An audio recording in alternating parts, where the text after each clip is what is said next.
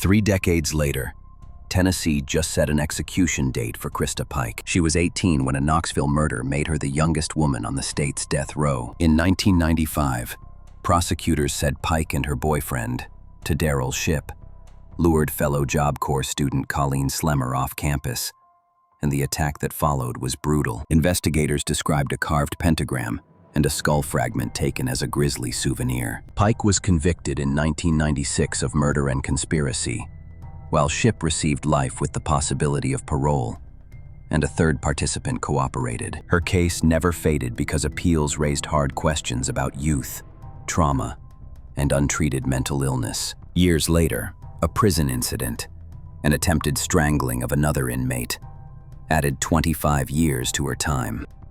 Across decades of legal review, courts upheld the verdict and sentence. Families waited. Advocates pressed for mercy.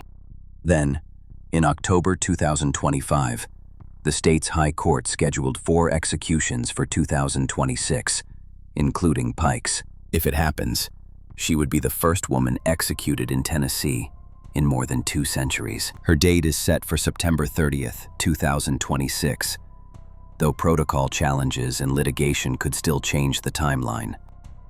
To understand why this case still divides people, you have to hold 2 truths at once. Colleen Slemmer's family lives with an unthinkable loss, and Pike's defenders point to a violent upbringing, teenage brain science, and documented mental health issues that were poorly understood in the mid-90s.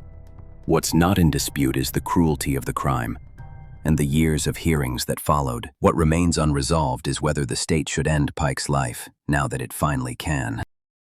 There's also the practical reality. Tennessee paused executions for years over lethal injection problems, then restarted the machinery of death only after audits and policy changes. Any misstep could delay everything again.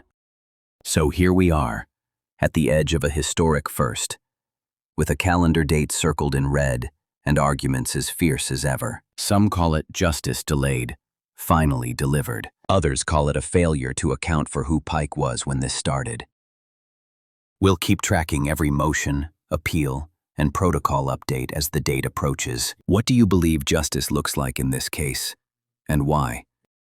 This video is educational and based on publicly reported records and court filings. Tell us your view in the comments, and stay for our next deep dive.